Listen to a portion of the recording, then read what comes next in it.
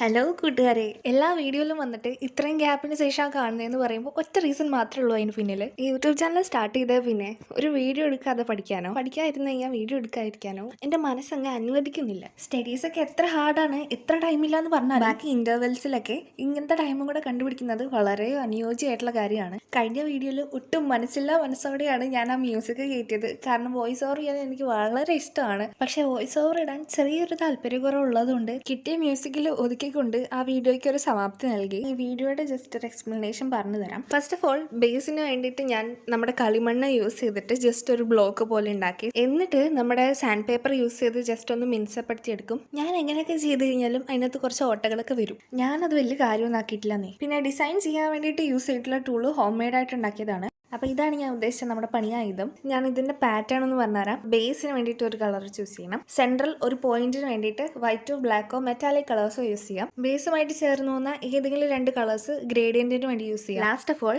നമ്മൾ minute dots ഈ gradient ഡോട്ട്സിന്റെ ഇടയ്ക്ക് ഇട്ട് കൊടുക്കാറുണ്ട്. അത് വൈറ്റോ ബ്ലാക്കോ ഏതെങ്കിലും മെറ്റാലിക് കളേഴ്സ് ഒക്കെ യൂസ് ചെയ്യാം. ഞാനൊരു പ്രഷ്യൻ ബ്ലൂ കളർ യൂസ് ചെയ്തിട്ടാണ് ആ മൈന്യൂട്ട് ഡോട്ട്സ് ഇട്ട് കൊടുത്തത്. എന്തായാലും എല്ലാവർക്കും ബിലേറ്റഡ് ഹാപ്പി ന്യൂ ഇയർ. എന്നിട്ട് എന്തായി, ന്യൂ ഇയർ ആയിട്ട് പുതിയ റെസൊല്യൂഷൻസും വിഷൻ ബോർഡൊക്കെ നിറഞ്ഞോ? ഞാനും അത്രയും കടുങ്കട്ടി തീരുമാനങ്ങളോ റെസൊല്യൂഷൻസോ ഒന്നും എടുത്തിട്ടില്ല. ന്യൂ ഇയർ ഒക്കെ കഴിഞ്ഞ സ്ഥിതിക്ക് എനിക്ക് ചെറിയ കുറച്ച് മോട്ടിവേഷൻസ് തരണം എന്ന് ആഗ്രഹമുണ്ട്. ഇത്രയും ഡോട്ടെല്ലാം കൂടെ ഉണങ്ങി വരാൻ ടൈം എടുത്തുകൊണ്ട് ഞാൻ നെക്സ്റ്റ് ഡേ ആണ് ബാക്കി ചെയ്തത്. അപ്പോൾ ഇങ്ങനെ ചൂടോടെ കുറച്ച് മോട്ടിവേഷൻ എടുക്കട്ടെ. ഫസ്റ്റ് ഓഫ് ഓൾ, ഞാനൊരു മോട്ടിവേഷൻ സ്പീക്കറൊന്നും അല്ല. പിന്നെ എനിക്ക് തോന്നിയ കുറച്ച് കാര്യങ്ങൾ ഇവിടെ ഷെയർ ചെയ്യണം എന്ന് തോന്നിയത് കൊണ്ട് മാത്രമാണ് ഞാൻ ഇവിടെ പറയുന്നത്. ലിസൺ കൂട്ടുകാരെ, അതായത് ഈ 2025 5 മാറി 6 ആകുമ്പോഴത്തേനും ഉണ്ടാവുന്ന നമ്പർ ചേഞ്ച് കൊണ്ട് ഒന്നിലും ഒരു ചേഞ്ച് ഉണ്ടാവാൻ പോകുന്നില്ല. Until we change our self. എടോ, നമുക്ക് വെച്ചിട്ടുള്ള ആയുസ് എത്രയെന്ന് നമ്മൾ അറിയുന്നില്ല. ഉള്ള ആയുസിൽ റിഗ്രറ്റ് ചെയ്യാതെ ജീവിക്കണം എന്നുണ്ടെങ്കിൽ ഇന്ന് നമ്മളത് വർക്ക് ചെയ്തേ പറ്റത്തുള്ളൂ. ഇന്ന് ചെയ്യാൻ പറ്റാത്തതായിട്ടുള്ള എത്ര കാര്യങ്ങളാണ് നമ്മൾ നാളെ വിശ്വസിച്ച് മാറ്റി വെച്ചിട്ടുള്ളത്. പാഴാക്കാനാണെന്ന് അറിഞ്ഞിട്ട് എത്ര ദിവസങ്ങളാണ് ദൈവം നമുക്ക് തന്നുകൊണ്ടിരിക്കുന്നത്.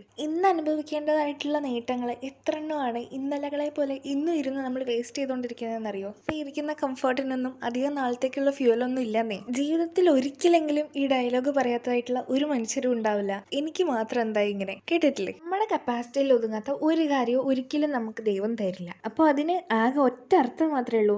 എന്താ, നമ്മുടെ ഉള്ളിൽ നമ്മളറിയാതെ നമ്മുടേതായ കുറച്ച് അധികം കപ്പാസിറ്റി കുറേ ആഴത്തിൽ ഇങ്ങനെ കുഴിച്ച് മൂടപ്പെട്ട് കിടപ്പുണ്ട്. അമ്പോ, അപ്പൊ എത്ര കുഴിച്ചാൽ പറ്റും? ചുരുക്കി പറഞ്ഞു കഴിഞ്ഞാൽ നമ്മുടെ ഈ സ്ഥാനത്ത് നിന്ന് ഇത് അനുഭവിക്കാനോ നമുക്ക് പകരം വെക്കാനോ വേറെ ഒന്നും ഇല്ലെന്നേ. അങ്ങനെ നമ്മുടെ ജീവിതത്തിൽ പൂരിപ്പിക്കേണ്ടതായിട്ടുള്ള പല ഭാഗങ്ങളും ഇങ്ങനെ ഓരോരുത്തർ വന്നിട്ടാണ് പൂരിപ്പിക്കുന്നത്. അതുകൊണ്ടാണ് വന്ന വഴിയും ആ വഴിയെ കണ്ട് സഹായിച്ചവരെ മറക്കരുതെന്ന് പറയുന്നത്. കാരണം ചിലപ്പോൾ അന്ന് അവരവിടെ ഉണ്ടായിരുന്നില്ല എന്നുണ്ടെങ്കിൽ നമ്മളിപ്പോഴും അവിടെ അതേ സ്ഥിതി കണ്ടേനെ.